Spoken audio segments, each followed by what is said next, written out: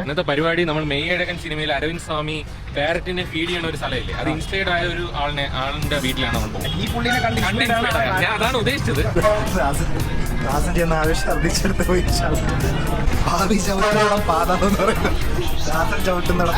നമ്മളവിടുത്തെ ചാല പോലത്തെ ഒരു സ്ഥലം, എല്ലാം ചാല പോലത്തെ സ്ഥലം. ഇത് പക്ഷെ നേരത്തെ വന്ന പോലെ തോന്നല്ലേ?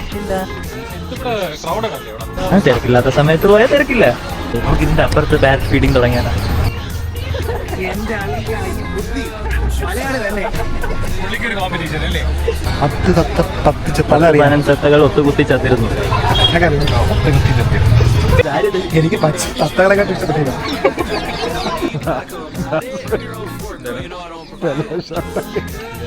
നിങ്ങൾ സ്ഥിരമാക്കിയത് കൊള്ളാം.